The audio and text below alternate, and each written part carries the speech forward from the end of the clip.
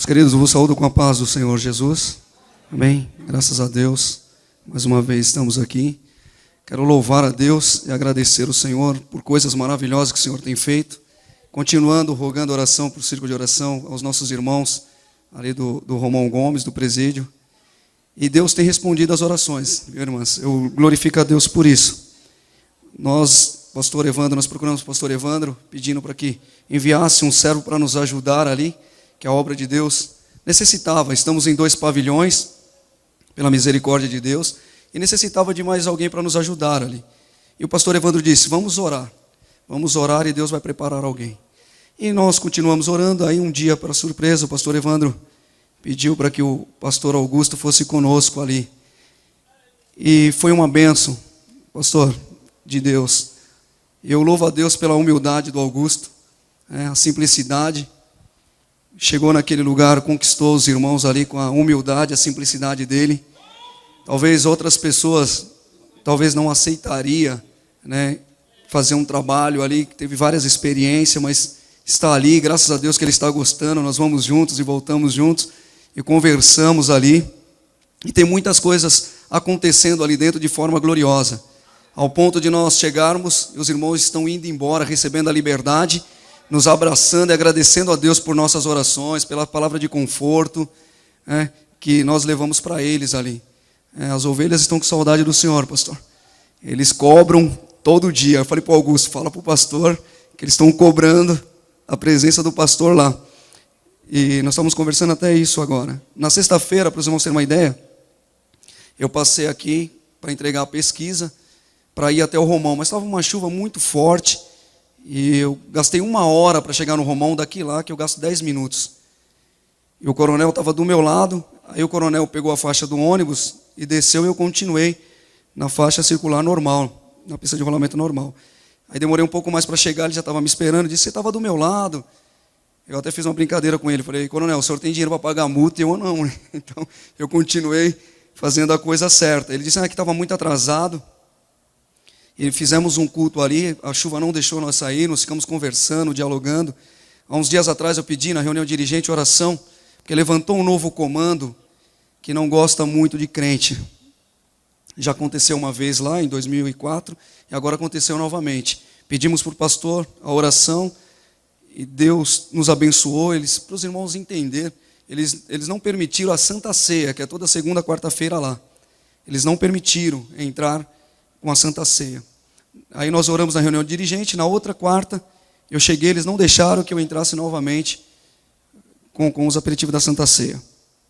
Eu falei para os internos, olha, o coronel novamente não deixou. Nós sabemos que é Constituição Federal, conhecemos a lei, temos um pouco de conhecimento de direito na atuação, mas os internos disseram assim, olha, nós vamos fazer essa Santa Ceia. O coronel, ele proibiu, mas nós vamos fazer essa Santa Ceia. Aí eu e o Augusto disse, é responsabilidade de vocês, porque eles podem ser penalizados. E eles têm padaria lá dentro, então eles mesmos fizeram o pão no decorrer do culto e fizeram o suco. Aí nós fizemos a Santa Ceia. Quando terminou a Santa Ceia, olharam para nós, né, Augusto? Não fizemos nada, só o pastor Augusto ministrou a Santa Ceia e foi tudo tranquilo, para a glória de Deus. Essa barreira foi quebrada, e nós glorificamos a Deus por isso. E esse comando agora, ele foi assistir um culto na sexta-feira, dentro da subseção, ele ficou parado lá, ele pensou que eu ia falar alguma coisa, que na quarta-feira ele tinha impedido a Santa Ceia. Aí nós levantamos a igreja, olha, o coronel está aqui, vamos fazer uma oração por ele, pela família dele, para que Deus venha abençoar a ele, que Deus constituiu sobre este comando. Na hora que nós levantamos para orar, ele saiu, ele não aguentou a oração, nós fizemos uma oração por ele, e quando terminou o culto, na sexta-feira, quando eu fui descer, ele me cumprimentou, ele falou, obrigado pela oração. Eu não acredito muito, mas muito obrigado. Então ele não precisava agradecer se ele não acreditasse, Mas ele agradeceu e foi uma bênção. Então eu agradeço a oração da igreja, continue orando por nós ali, para que Deus continue nos abençoando. Eu gostaria de ler a palavra em São Lucas, Evangelho de São Lucas, capítulo de número 8, versículo, uma passagem bíblica muito conhecida, versículo 40, que fala da filha de Jairo. Eu gostaria de trazer essa palavra, só para nós entendermos o que está acontecendo aqui hoje, nesta noite, no sentido espiritual. As irmãs cantaram, o pastor reforçou que tem milagre na nossa casa hoje. Aleluia. Aconteceu na casa de Jairo, E com certeza vai acontecer na minha casa e na tua casa nesta noite, mediante a fé de cada um, desde que Jesus esteja à frente. Versículo 40 diz assim: e aconteceu que, quando voltou Jesus, a multidão o recebeu, porque todos o estavam esperando. Que maravilha, né? Esperar Jesus é uma coisa boa, é uma coisa maravilhosa. Nós esperamos Jesus, não por aquilo que Ele possa fazer por nós, mas nós estamos aguardando Jesus numa volta iminente, com grande poder, com grande glória, para tirar-nos desta terra, nos arrebatarmos desta terra e nos levarmos para a eternidade. Certamente, quando isso acontecer, cessará todo o pranto, cessará todo o sofrimento, toda a angústia, toda a dor, né? E ali só cantaremos o hino da vitória, glorificando e exaltando esse Deus maravilhoso. Jesus Cristo sai com os seus discípulos, entra no barco e no mar de Genezaré acontece aquele levante das ondas e dos ventos, né? E Jesus acalma a tempestade e o barco de Jesus atraca em Gadara, né? E tem aquela passagem do endemoniado de Gadareno, que sai ao encontro de Jesus, se inclina para Jesus e fala: Jesus, viesse nos atormentar antes do tempo? E Jesus, naquele diálogo, ele diz assim: permita que nós entramos nessa manada de porcos. Jesus disse: vá. Entrou naquela manada, 2.000 porcos caíram naquele despenhadeiro e morreram 2.000 porcos, trazendo um grande prejuízo para a cidade de Gadara. Prejuízo o quê? Do lado imundo. E aqueles homens expulsaram Jesus. Tem nação, tem pessoas que não querem Jesus. Por mais que nós apresentamos os milagres, falamos dos milagres, o quanto Jesus é maravilhoso, mas o ser humano, o indivíduo, tem o direito de dizer não. Ele não quis. A cidade de Gadara não quis Jesus. Aquela província não quis Jesus ali. Pelo tamanho prejuízo, eles não viram que Jesus operou um grande milagre ali, libertando um homem que estava escravo dos espíritos malignos, que se rasgava com pedras, se feria com pedras, dormia em sepulcros, gritava pela noite, um lunático, e Jesus curou aquele homem. Eles não viram este grande milagre, mas eles viram o prejuízo que Jesus causou a eles. Malignos, é uma cidade totalmente maligna, expulsaram Jesus. Mas enquanto uma cidade, uma nação expulsa Jesus, do outro lado do mar estava uma nação aguardando Jesus, esperando Jesus com alegria. Estavam felizes esperando Jesus chegar. E quando o barco chega na proa, que para, quando o barco chega na praia, que parou, estava a multidão toda já esperando Jesus com alegria e receberam Jesus com alegria. Só que alguém rasgou essa multidão, apressou mais que a multidão e chegou até Jesus e apresenta a sua situação para Jesus. E diz para Jesus: Jesus, a minha filha está doente, a minha filha está à beira da morte. Eu peço ao Senhor, rogo ao Senhor, que o Senhor vai até a minha casa e opera este milagre e cura a minha filha. Ele clamou a Jesus por cura. O milagre que ele esperava de Jesus era a cura. E ele sai ao encontro de Jesus, foi buscar em Jesus, porque nós sabemos, irmãos, que a situação que nós conseguimos resolver, que são situações que está ao nosso alcance resolver, nós clamamos e oramos a Jesus, mas nós fazemos a nossa parte. Mas quando foge do nosso controle, e nós sabemos que é algo sobrenatural, só confiamos em Jesus, só cremos em Jesus, porque nós temos a plena certeza, por convicção de fé, da palavra de Deus, a qual nós ouvimos e pregamos, que só Jesus Cristo é que faz milagre. Só Ele que pode operar maravilha em nossas vidas. E Jairo, irmãos, saiu ao encontro de Jesus e colocou diante de Jesus de uma forma transparente o que realmente ele queria que Jesus fizesse por ele naquele momento. E veja como é a situação de nós, ser humano. Mesmo estamos na mesma fé, acreditando na mesma fé. Naquele momento que Jesus recebe aquela palavra, Jesus diz: então vamos até a sua casa. E no momento que Jesus começa a andar, a multidão começa a apertar Jesus. Eu sou pai, eu tenho uma filhinha que agora ela aprendeu a andar, e esses dias minha esposa me ligou que ela bateu o rostinho na cadeira e começou a chorar muito. Eu já me desesperei. Imagina quando você tem um filho que está desenganado pela medicina. São duas situações que colocaram nesse cenário de milagre de cura, que era a filha de Jairo e a mulher do fluxo de sangue. Uma com 12 anos de idade, 12 aninhos de vida, e outra 12 anos padecendo de sofrimento. Esses personagens se encontraram no mesmo cenário. Jairo queria um milagre para ele queria um milagre, ele queria que Jesus fosse até a sua casa para que acontecesse a cura na sua filha. E no momento que a multidão começa a apertar, Jesus caminhando ali, Jairo desesperado, que eu creio, eu gosto do pastor Eugênio, que o pastor Eugênio fala que a Bíblia é muito elástica, né? Ela dá uma margem para você pensar, né? Usando uma hermenêutica, podendo interpretar de uma forma clara. E ele começa, a multidão a apertar, Jesus para num determinado momento. alguém me tocou. Imagina o desespero de um pai que está precisando de um milagre. Jesus, não importa se alguém tocou no Senhor. Vamos embora, eu preciso que o Senhor vá. O tempo é meu inimigo, eu estou precisando de um milagre, mas o milagre já, agora, é nesse momento. Eu não posso esperar, Jesus. O desespero daqueles que estão clamando por um milagre. E Jairo, Jesus, vamos, Jesus. Jesus para, não, alguém me tocou. Mas a multidão está te tocando.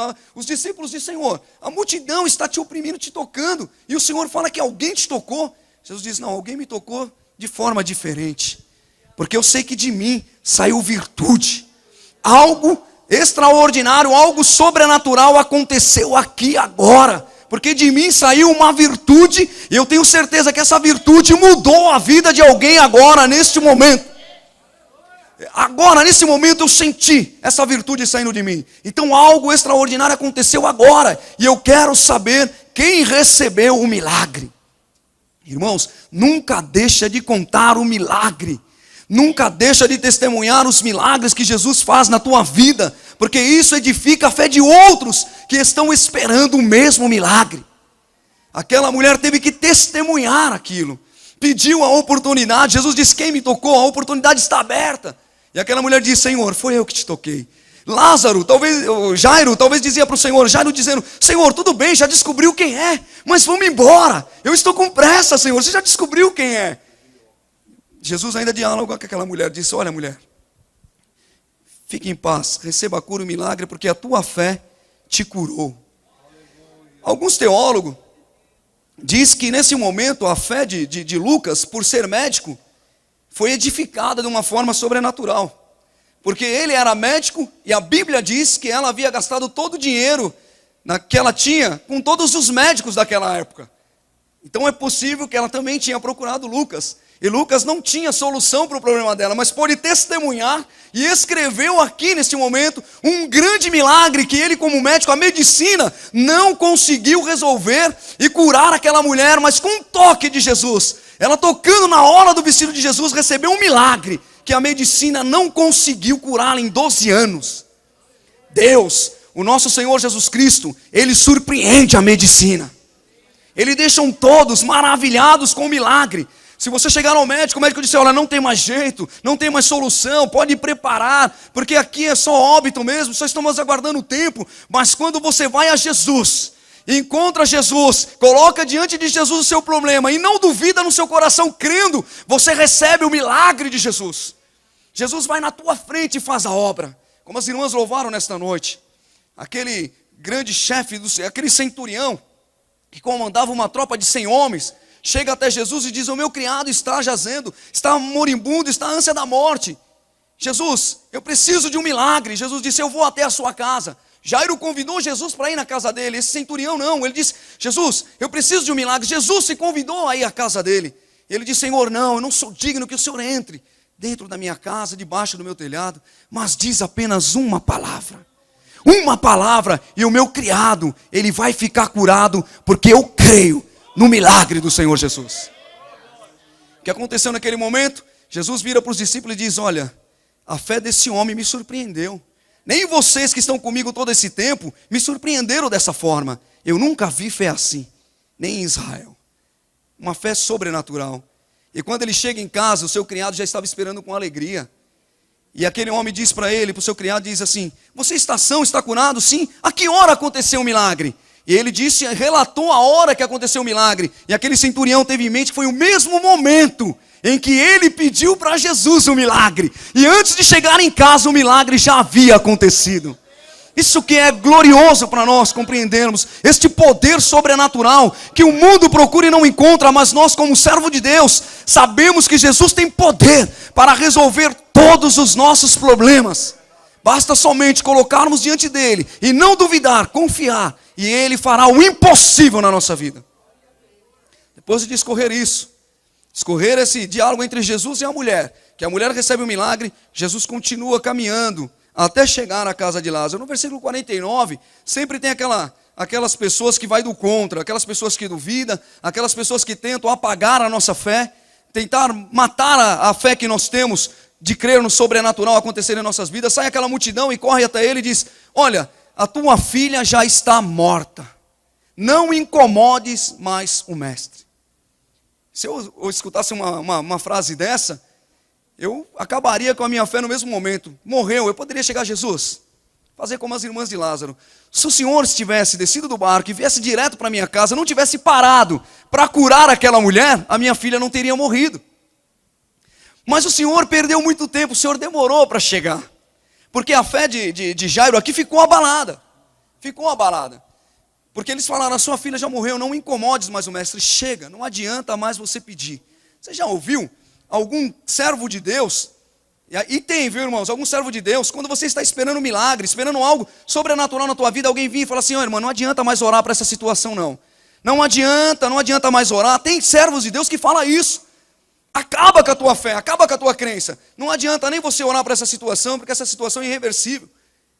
Ainda existe. Não tem aqueles que dizem assim, olha, vamos orar juntos, porque Deus tem poder. Ainda que todos dizem não, a última palavra é do Senhor. E nós temos que confiar nele e crer nele, ainda que venha a palavra adversa. Mesmo que a nossa fé fique abalada, mas nós temos que crer no sobrenatural, porque a última palavra é do Senhor. E naquele momento, Jesus diz para Jairo, Jairo, vem comigo. Caminhou, falou assim, fica tranquilo, a tua filha não está morta, ela apenas dorme. E naquele momento que ele entra, irmãos, esse é o segredo da palavra de Deus para nossas vidas. Jesus chama somente Jairo, só chama Jairo, a esposa de Jairo, Pedro, Tiago e João, e fecha a porta. Entra e vai até a menina, estende as mãos sobre aquela menina, toca na mãozinha daquela criança e diz, levanta-te. E aquela criança no mesmo momento, no mesmo instante, se levantou. Imagina a alegria dos pais naquele momento, de ver uma filha que até agora estava morta, a tristeza já tinha te dominado, a tristeza, a angústia já tinha de uma certa forma tomado todo o teu ser, e de repente você vê a sua esperança se levantando, vê aquela criança se levantando, tomado de uma alegria tremenda. Jesus diz assim, olha, dá de comer a essa menina. E aquela menina comeu, e todos ficaram maravilhados com aquilo. E as pessoas que estavam do lado de fora, queriam saber o que estava acontecendo dentro da casa de Jairo. Irmãos, tem milagre que Jesus faz na nossa vida, que não importa a ninguém. Tem milagre que Jesus faz, sobrenatural na nossa vida, que é somente milagre familiar. É só para o esposo, para a esposa, para os filhos, só quem está em casa que é digno de compartilhar do milagre de Deus, porque muitos lá fora não estão acreditando no que Deus pode fazer na tua vida, então eles também não podem compartilhar desta grande milagre, desse grande obra, desse grande poder que Deus há de manifestar no meio da tua família. Nesta noite eu tenho certeza, Deus tem uma bênção familiar para nós, Deus tem uma grande bênção nas nossas vidas nesta noite. Será para nós, para nossas esposas, para os nossos filhos, ou vice-versa. Mas é para ti, para a tua família, que nesta noite o Senhor Jesus vai operar um milagre. Basta saber. Não sei o que está acontecendo na tua vida, e não cabe a mim saber isso. Pertence a Deus. As coisas reveladas são para nós, para os nossos filhos, porém as coisas ocultas só pertencem ao nosso Deus. E se você tem falado com o teu Deus e colocado diante de Jesus Cristo que você necessita nesta noite, creia nesta noite, no nome do Senhor Jesus Cristo. Deus tem bênção para você e tem bênção para toda a tua casa nesta noite, no nome de Jesus. Eu agradeço a oportunidade, mais uma vez rogo, ore por nós, ali na obra do Romão Gomes, para que Deus continue nos abençoando, no nome de Jesus. Deus abençoe a todos. Também está conosco o Tiago. Onde está o Tiago? Está ali. Vamos saudá-lo, bem-vindo. Seja bem-vindo em nome de Jesus. Você é parente do farmacêutico aí? Meio parecido. Irmãos, isso é uma benção. Também está conosco o irmão Marcos dos Santos, evangelista do setor 105, Jabaquara. Está lá atrás. Vamos saudá-lo, bem-vindo. Seja bem-vindo em nome de Jesus. Sinta-se bem em nosso meio. Nós vamos agora ouvir e cantar junto com a orquestra o hino de número 166. E com este hino, nós vamos também adorar a Deus cantando e contribuindo com com a obra do Senhor. Saiba, os irmãos, que a igreja precisa de muita boa vontade e os seus dízimos, suas ofertas, que as despesas são altas. Só a conta de água foi 1.200 e pouco, mais a luz 1.900 e lá coisa. Você está aí bem folgado, com ar-condicionado, você não percebe, mas isso é caro, viu? Então, não esqueça, e eu quero renovar um pacto com vocês. Antigamente o cafezinho era R$2, só que agora você não toma mais café com R$2. O mais vagabundo é 3. E se você for no aeroporto é R$6 o cafezinho. Então, pelo menos 5, como diz as crianças aí, né? É o mínimo que você pode ofertar. Os R$2 você pode dar para o seu filho, ele não quer. Porque também não dá nem para ele comprar um doce, né? Então não faça isso com Deus. Dá um pouquinho a mais. Você teve aumento, teve uma bênção maior. Seja abençoado por Deus na sua contribuição. Pode orar, Natalina? Sim, Jesus. Abençoa cada um. Ajuda-nos, Senhor, a contribuirmos. No teu nome nós pedimos, em nome de Jesus. Amém. Repetindo, 166.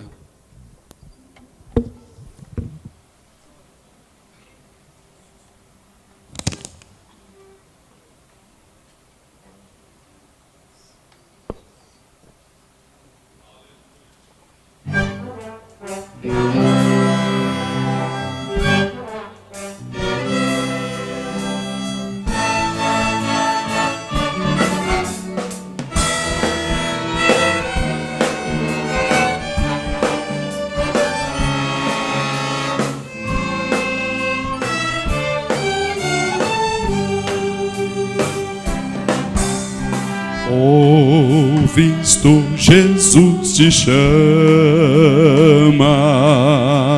sim, te chama, ó pecador,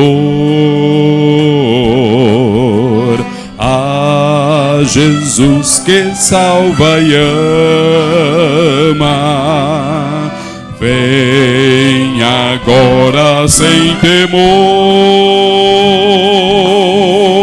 deixa entrar o Rei da Glória em ti mesmo, ó pecador. Quem é este Rei da Glória? É Jesus, o teu Senhor, para o mundo e o pecado. Tens no coração lugar, mas Jesus ressuscitado, tu não podes abrigar. Deixa entrar o Rei da Glória em ti mesmo, ó pecador.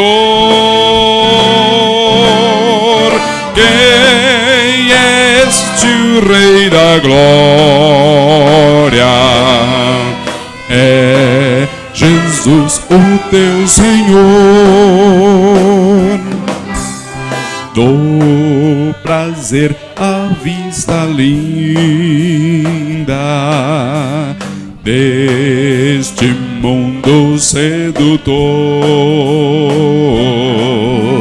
Sim, um dia que se finda com a morte, ó pecador.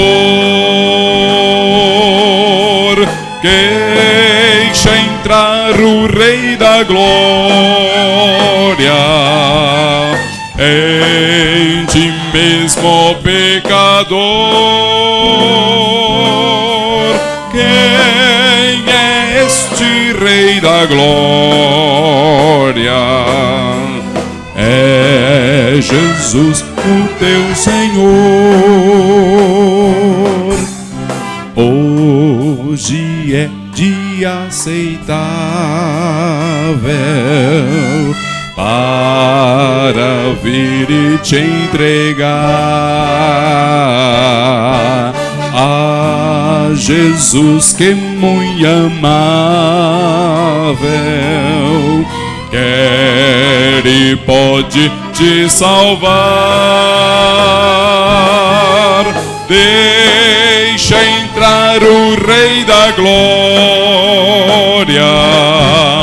Em ti mesmo, pecador,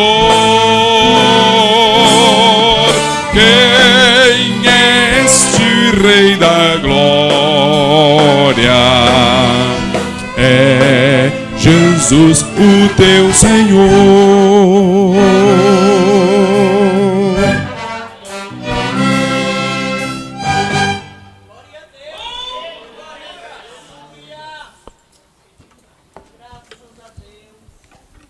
Saúdo os irmãos com a paz do Senhor. Graças a Deus por mais esta oportunidade de estarmos reunidos, adorando ao Senhor. E como é bom fazer isto, louvar e exaltar o Senhor, o nosso Deus. Ele é bom para nós. Sim? Deus tem sido bom? Maravilhosíssimo para as nossas vidas, não é? Nos preservando, nos guardando, amparando, nos acompanhando em todos os momentos das nossas vidas. E Ele supre tudo aquilo que nós necessitamos. Louvo a Deus pela palavra que já temos ouvido nesta noite, trazida pelo irmão Davi, falando sobre os milagres, ou o milagre que Jesus operou, os milagres, e aquilo que Ele pode fazer por nós, ainda hoje. E eu creio que quando vimos a igreja, nós aqui estamos adorando ao Senhor, mas certamente há da parte de cada um uma necessidade específica perante Deus. E Ele é poderoso para vê-lo e fazê-lo também. Quando a juventude cantou seu segundo hino, a irmã Natália leu, ou ela falou o versículo que eu quero meditar com os irmãos esta noite, que é o textuário da nossa Bíblia. Quantos conhecem o textuário da Bíblia? Em milhares de versículos, não é? Tem um que ele vai mais fundo. Ele atinge uma extensão muito grande. Ele abrange os céus e a terra. Ele abrange a eternidade. Algo lindo que Deus fez por nós. João 3,16. É um versículo textuário porque, se não lembrava qual era, mas pelo menos sabe o conteúdo deste versículo. Muito rico na sua palavra e na sua profundidade. E eu vou lê-lo de novo, para que meditemos sobre isto nesta noite. É um versículo que pregamos sobre ele muitas vezes para os pecadores. E depois que cremos, a gente só o menciona como um textuário, mas que às vezes não para meditar em tudo que ele contém. E diz assim o texto: porque Deus amou o mundo de tal maneira que deu seu Filho unigênito, para que todo aquele que nele crê não pereça, mas tenha a vida eterna. Baseado neste versículo, irmãos, eu quero falar sobre o superlativo de Deus. Superlativo é aquilo que está além do maior, do grande. É o grandíssimo, é o lindíssimo, é o belíssimo. É aquilo que vai muito além. E o texto que eu li aqui, falado pelo próprio Senhor Jesus Cristo, quando teve o encontro com Nicodemos, ou Nicodemos foi ao seu encontro. Nicodemos, um rabino, um príncipe dos judeus, foi ao encontro do Senhor Jesus Cristo, estabeleceu um diálogo com ele sobre a questão da salvação. E durante este diálogo, Jesus Cristo faz esta afirmação. E quando ele faz esta afirmação, ele revela o oculto e o escondido que estava em Deus, aquilo que até então não estava revelado, mas que agora ele traz e torna-o patente a toda a humanidade. E neste versículo pequeno, nós temos pelo menos 12 pontos interessantíssimos para ser meditado dentro dessa grandiosidade do nosso Deus. E eu e você que somos crentes em Jesus Cristo, que o aceitamos como Salvador, que abraçamos o Evangelho dele e, portanto, a salvação à nossa vida, desfrutamos disto.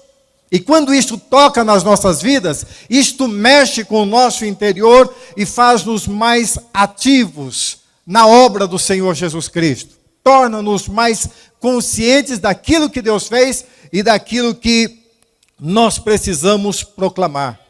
O texto nos fala do maior amante. Amante é aquele que ama alguém ou alguma coisa em um estado muito grande, em uma situação de muita afoiteza, de ir aos limites ou até além dos limites por aquilo que quer.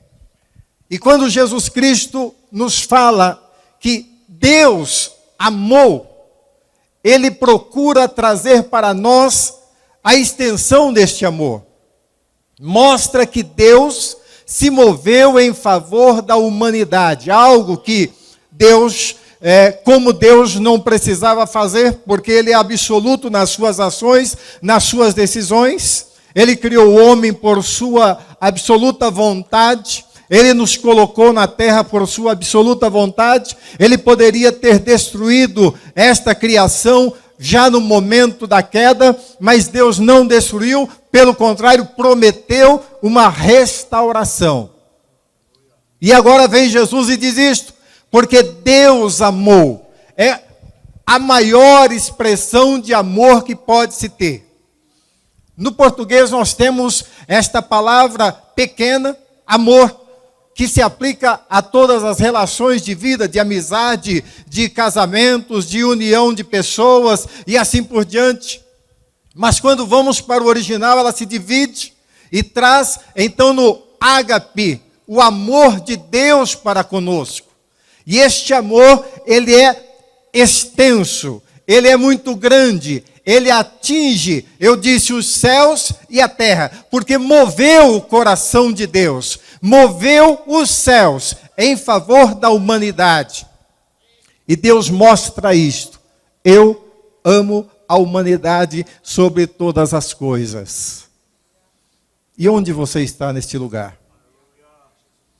Como humanidade, sendo alcançado pelo amor que Deus tem pela humanidade. Lá no profeta Isaías, o profeta escreve assim: pode uma mulher esquecer-se do seu filho que amamentou? Deus pega aquilo que eu considero a relação mais forte de amor, que é entre uma mãe e o seu filho. As mães aqui presentes poderiam e podem dizer isto muito melhor do que eu. Qual é esta relação? Ela vai às últimas consequências em prol daquele filho ou da filha. Ela encara qualquer situação de vida para defender o seu filho, para cuidar dele, para se doar a ele. E Deus disse assim: ainda que ela se esquecesse, eu não me esquecerei de ti. Aleluia. Que grande amor por nós Deus demonstrou. E na sequência ele diz: nas palmas das minhas mãos te tenho gravado. Aleluia. Irmãos, isto é uma expressão muito forte para nós. Isto mexe com toda a nossa estrutura e nos faz meditar nessa relação que nós temos com Deus, na comunhão que devemos ter com Ele e manter com Ele. Deus se moveu desta forma em nosso favor. Eu estou aqui, mas nas palmas das mãos de Deus está o meu nome, está o teu nome. Aleluia. Sabe o que isto significa? O compromisso de Deus para com a tua vida. E isso ele faz por absoluto amor. Não por obrigação, mas por amor. Na relação de uma mãe com seu filho. Quantas vezes o filho é ingrato para com a mãe? Sim. Quantas vezes o filho até maltrata a sua mãe? Mas a mãe permanece no seu amor. Muitas vezes, como filhos, nós não correspondemos ao amor de Deus por nós. Machucamos, entre aspas, se isso fosse possível, mas entristecemos o nosso Deus por ações que sabemos que vai feri-lo. Eu falo isso, irmãos, para que consideremos esta relação como algo de primeira grandeza em nossas vidas. Louvado seja o nome do Senhor Jesus Cristo. Saiba, tenha consciência que este amor que Deus demonstrou, nada neste mundo supera. Mas Jesus Cristo continua dizendo a Nicodemos, porque Deus amou o mundo. Este amor não foi limitado a um grupo, este amor não foi limitado a algumas pessoas, mas ele foi expressado a uma comunidade na sua totalidade. Deus criou o homem, colocou na terra e disse: crescei, multiplicai e enchei a terra. E hoje vemos bilhões de pessoas nesta terra. E a expressão de Jesus, ela permanece válida. Porque Deus amou o mundo na sua totalidade. Alcançou a mim e vai alcançar ainda outras centenas, milhares, milhões de vidas. Aleluia. O amor de Deus é suficiente para salvar cada um dos seres humanos que estão sobre a terra. Tal é a grandiosidade, a extensão dele. Aquilo que ele atinge. O irmão Davi falou do coronel que não crê muito, mas ele é amado por Deus. Ele pode não corresponder, mas ele é amado por Deus. Irmãos, assusta-nos às vezes, dentro de um pensamento natural e humano, quando você vê, de repente, uma notícia de pessoas que são agressivas, que fazem males muito grandes. E que no teu pensamento, primeiro, esta pessoa não merece viver. Mas quando olhamos para esse texto, vemos que o amor de Deus foi expresso por ele também. E no momento aquela pessoa é um condenado, um desgraçado, miserável, e no momento seguinte o amor de Deus o alcançou e o transformou em uma pessoa de bem, em um pregador do Evangelho de Jesus Cristo, em um defensor da verdade. Sabe aquela pessoa que você imagina que não tem jeito para ele? O amor de Deus está lá. Aleluia. O amor de Deus está lá presente para transformar a sua vida. Tal é a extensão deste amor, tal é o tamanho desta comunidade. Que lindo seria que toda a humanidade se voltasse e compreendesse a grandiosidade deste amor e aceitasse a Jesus Cristo como Senhor e Salvador de sua vida. Louvado seja o nome do Senhor. Mas Jesus continua dizendo, porque Deus amou o mundo de tal maneira. Aí ele está falando do grau, a elevação da altura, da extensão deste amor. Grau fala de extensões. E Deus não colocou limites. Poderia ter Jesus dito, porque Deus amou Israel. E na verdade Deus amou. E para Israel há uma um nível de amor. Mas Jesus vem justamente para colocar isto diante de Deus. Todos têm o mesmo nível, todos estão no mesmo patamar. Aleluias. Assustou com isso? Eu sirvo a Deus há 40 anos, e aquela pessoa ali, pecador, continua pecando, e o amor de Deus também atinge a ele, atinge. É da mesma forma, não há diferenciação, apenas a extensão deste tamanho de amor de Deus por nós. A elevação deste grau, o maior grau que pode existir é aquele que Deus manifestou pela humanidade. E Ele alcançou as nossas vidas também. E continua Jesus dizendo, porque Ele deu.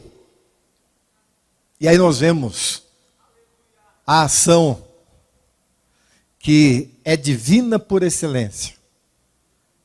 É dar alguma coisa. É entregar alguma coisa.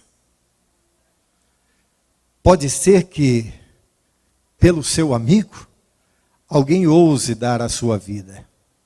Mas pelos seus inimigos, quem daria a sua vida?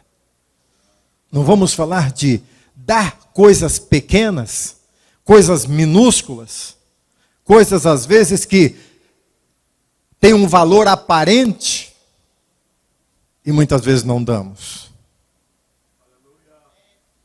Mas Deus nos mostra a sua excelência quando Ele abre mão daquilo que seria ou é a maior preciosidade, que é o seu Filho Jesus Cristo. Porque Deus deu. E esta palavra ela é muito forte para nós, porque diz de abrir mão em favor de alguém. E esse alguém era a comunidade, era o mundo todo. Nós estamos aqui, talvez umas 200 pessoas, e diríamos, Deus deu por nós o seu Filho Jesus Cristo. Mas esta dádiva de Deus, que tornou-se o seu dom, o seu presente, a sua graça, que é o seu Filho Jesus Cristo, não qualquer um, unigênito, foi algo tremendo. Assustou aquela comunidade, aquele povo que estava ali, aquele príncipe, aquele conhecedor do Velho Testamento, das leis, dos profetas. Quando Jesus diz, porque Deus deu, parou. E se nós olharmos para a tradição judaica, quando alguém é mão fechada, a gente diz assim, o judeu, não é isto? Porque o judeu tem essa tradição de que eles têm um apego ao dinheiro muito grande, aos bens materiais, eles são amantes da riqueza. Haja visto que os maiores empresários do mundo, os maiores detentores da riqueza mundial, está nas mãos dos judeus, não é isso, pastor Josivan? Está na mão deles. E quando Jesus diz para aquele homem, porque Deus deu, ele fala, espera aí, como é que é isso? Como é que alguém dá a sua dádiva maior? Irmãos, e temos que trazer para um âmbito terreno, para saber o que é que eu seria capaz de dar em favor de alguém. Para entendermos, irmãos, esta grandiosidade de dádiva que Deus nos deu. Porque, irmãos, à medida que os anos vão passando, e aí nós avançamos a quase 2 milênios da morte de Jesus Cristo, deste fato acontecido, parece que isso vai se esfriando. Falar em Jesus Cristo hoje, falar em sacrifício, parece que é alguma coisa muito distante. Não, irmãos, este versículo, este texto nos traz a uma realidade do momento, daquilo que estava acontecendo ali, daquilo que sentiu Nicodemos na hora que Jesus disse para ele, porque Deus amou o mundo de tal maneira que deu o seu Filho unigênito. Aleluia! Aquele homem se assustou. A humanidade se assusta. É uma humanidade mercantilista, acostumada a trocas. E Deus não pediu nada em troca. Deus não colocou nenhuma condição para esta atitude. Por isso é dito como o textuário da Bíblia, aquilo que revela o céu na terra, aquilo que materializou ali diante de Nicodemos uma verdade, algo que não passava pela mente dele, embora conhecesse os profetas, conhecesse aquilo que estava escrito, mas jamais imaginaria ele que Deus faria isto. Mas isso foi feito não só por Nicodemos, por tua vida, por minha vida. Aleluia. Tem alguma coisa maior do que isto? De Deus ofertar gratuitamente o seu Filho, o seu unigênito.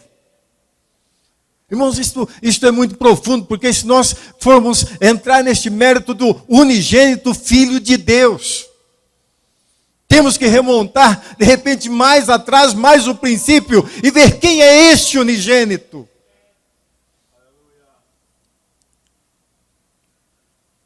Gênesis 1:1. No princípio criou Deus os céus e a terra. E aí João, capítulo 1, fala que ele é o verbo de Deus.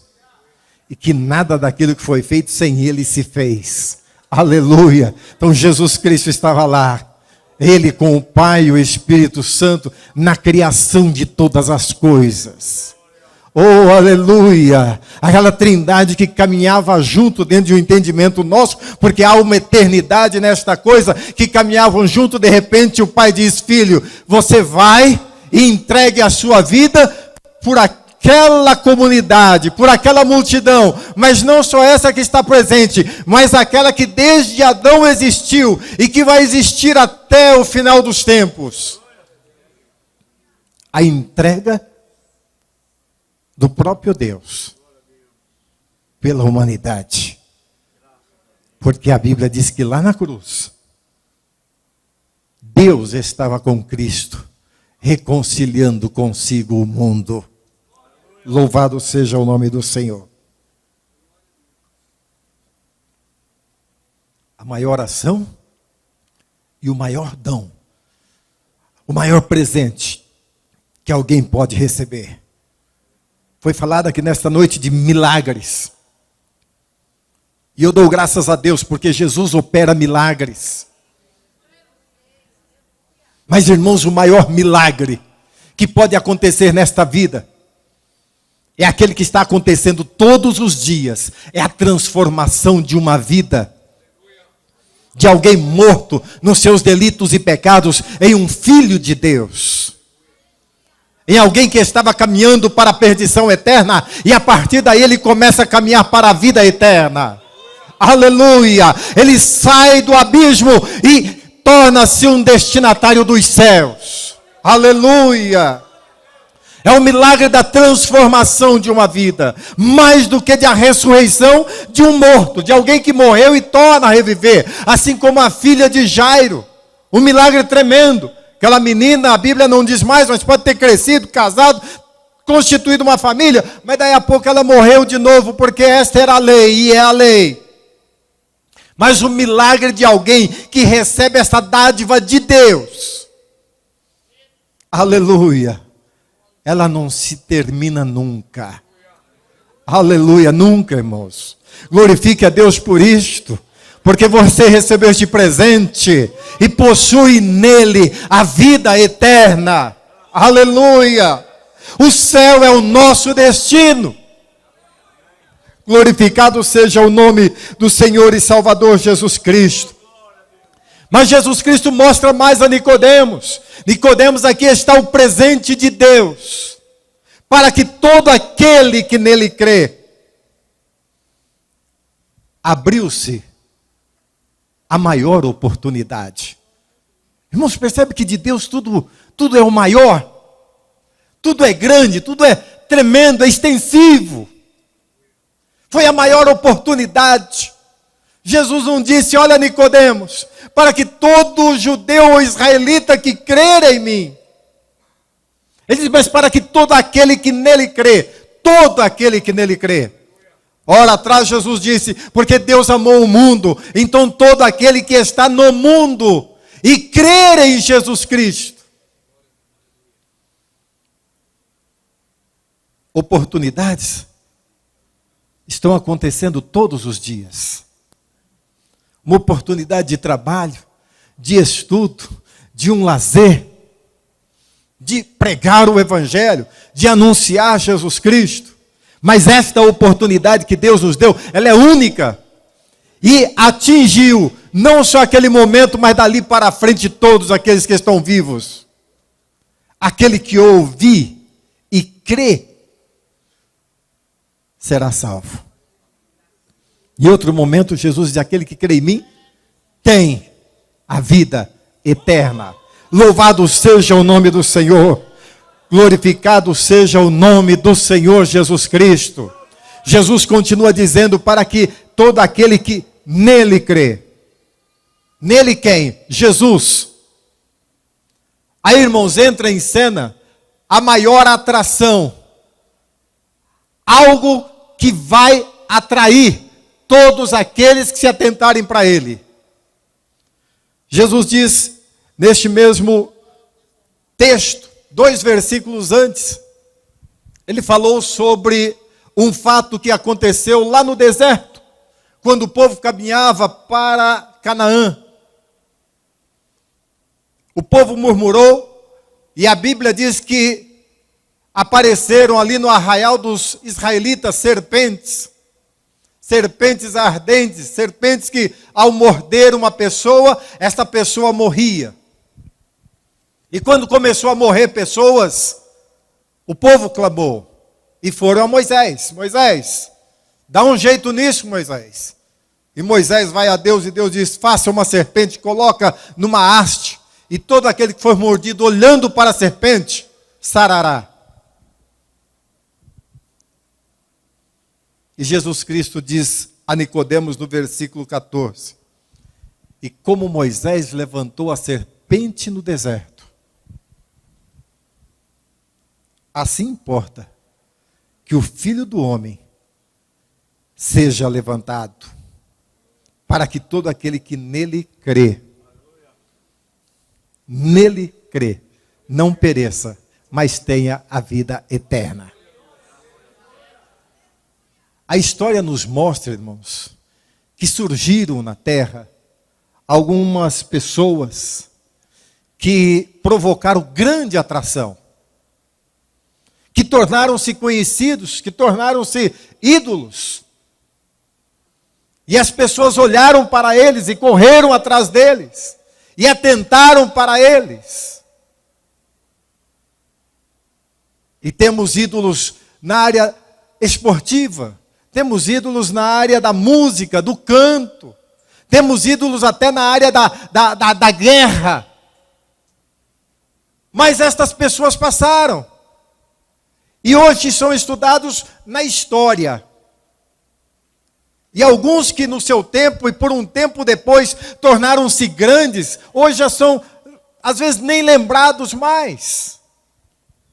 Às vezes a gente vê alguém num jornal, numa reportagem, fazendo menção de alguém que viveu aí há 50 anos atrás, e essa pessoa já é um pouco desconhecida e já é colocado como passado.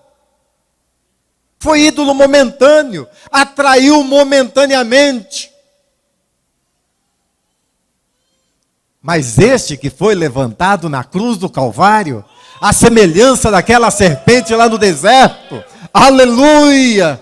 Desde que foi levantado, produziu uma atração tal que hoje ainda as pessoas se voltam para ele. E não vai cessar esta atração. Eu disse mais ou menos 200, estamos aqui. E os nossos olhos estão fitos nele. Aleluia. Olhando para Jesus, autor e consumador da nossa fé. Aleluia! Ele atraiu de uma forma tremenda. Ali na igreja primitiva, nos primeiros séculos, quando a igreja passou a ser perseguida, quando surgiram os mártires do evangelho, aqueles que deram as suas vidas, mas não tiraram os olhos de Jesus Cristo. Porque esta dádiva que Deus materializou entre nós, ela nos atraiu tão forte, que nós não podemos desviar o olhar dele. E bom é mantermos o nosso olhar fixo nele.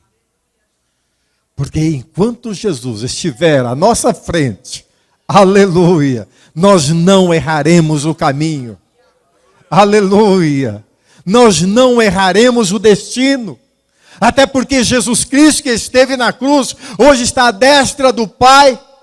E para onde é que nós queremos ir? Se não estar com Ele para todo sempre, no cumprimento da promessa que Ele fez.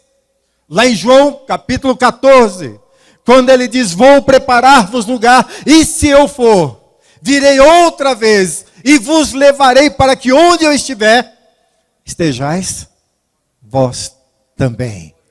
Você sabe qual é o teu destino? Você sabe para onde você está caminhando? Aleluia! Sabe para onde estás indo? Jesus Cristo é aquele que nos atraiu e estabelece em nós o seu domínio. Louvado seja o nome do Senhor Jesus Cristo. Mas ele ainda fala a Nicodemos, para que aquele que nele crê, crença, confiança. Irmãos, crença estabelece um vínculo de sinceridade, de compromisso, de comunhão, de união. Aquele que é atraído por Jesus Cristo deve ter consciência disto, que agora eu tenho um compromisso de sinceridade com Ele. Sinceridade fala de transparência entre um e outro. Aleluias. Isto não está no âmbito material. Isto não está vinculado a uma ação meramente humana. Isso está vinculado numa relação espiritual. Sinceridade espiritual para com Ele. Ele não foi o presente que Deus nos deu? A maior dádiva recebida por nós? Então nós estabelecemos um vínculo de sinceridade com Ele. Só que isto é individual entre você e Ele. Entre eu e Ele. Qual é a minha transparência para com Jesus Cristo? Lógico, pastor, Jesus é onisciente, Ele conhece todas as coisas. Mas eu preciso me revelar a Ele. Eu preciso me abrir para com Ele. Eu preciso ter em mim a consciência de uma honestidade absoluta para com Ele. Irmãos, eu estou dizendo isto porque às vezes o crente caminha e se descuida e vacila, e de repente a sua vida não está caminhando em uma sinceridade absoluta para com o seu Senhor, não. E as coisas começam a complicar, começam a ficar difícil. Qual é a tua sinceridade para com o teu Senhor? Olhos fitos em Jesus. Uma carreira proposta, um destino a ser alcançado.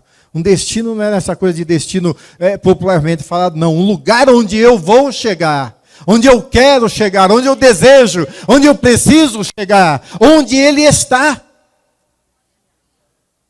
Sinceridade para com Jesus Cristo. Jesus fala disto. Aquele que nele crê, não pereça. Aí nós vemos a maior promessa que Deus nos faz. Que promessa é essa? Porque aquele que crê, revive. E crendo, não há mais perecimento. Na mensagem do irmão Davi, a filha de Jairo pereceu. Morreu por um momento. até que Jesus a ressuscitasse. Lázaro morreu por 4 dias, foi sepultado, veio à vida pela ação de Jesus Cristo, mas tornou a morrer. A promessa feita aqui é uma promessa de vida eterna, de não perecer mais. E que não perecimento é este? Jesus está falando de uma vida espiritual, de uma eternidade.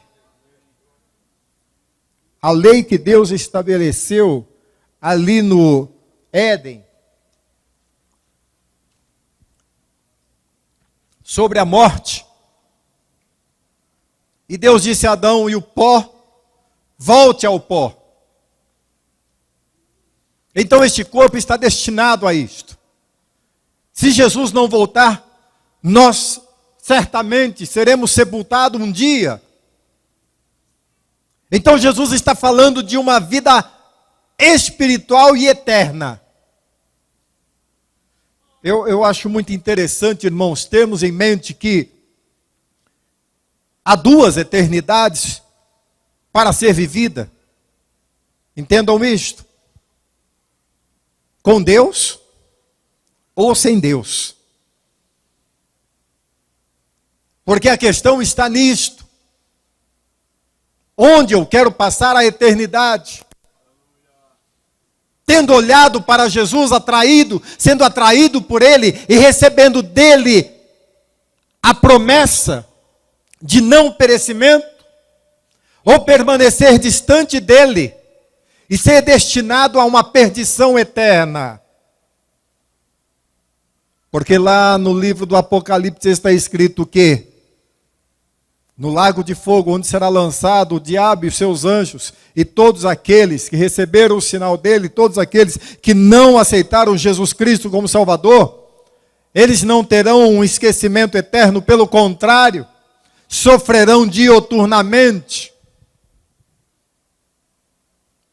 Então a promessa da vida eterna, este não perecimento, irmãos, é algo que interessa sobremaneira a nós. E devemos lutar por isto e manter esta promessa nas nossas vidas. E Jesus conclui este versículo, esta revelação: não pereça, mas estabelece uma diferença. Mas tenha, aleluia, a vida eterna. Irmãos, quando Jesus fala que tem a vida eterna, Ele está nos dando a maior segurança. Quantos passos você tem certeza que você pode dar? Quantos dias de vida você tem certeza que você pode ter? Aleluias. Mas Jesus disse assim: tem a vida eterna. Tem a vida eterna. Isto é segurança. Aleluia. Quantos estão preocupados nesta noite com o dia do amanhã? Quantos? O crente não pode ter esta insegurança. Porque preocupação fala de insegurança. Mesmo os mais novos, até os mais experientes. Não pode ter essa insegurança. Porque aquele que está em Cristo tem a vida eterna. Irmãos, esta é a maior promessa de Deus para nós. Esta é a maior revelação de Deus para as nossas vidas. Crente, creia. Parece um absurdo dizer isto. Crente, creia nisto. Tenha esta confiança. Tenha esta segurança. Porque quem fez isso foi Deus. E Deus não o fez através de um homem. Deus não fez através de alguém que não pudesse realizar na sua totalidade. Deus fez através de Deus. Através do Deus Filho, Jesus Cristo. E quando Jesus fala da vida eterna, Ele está dizendo de uma posse que você pode ter. Eu tenho a posse da minha Bíblia.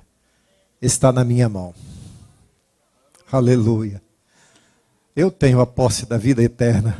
Aleluia. Porque foi Ele que prometeu. Aleluia.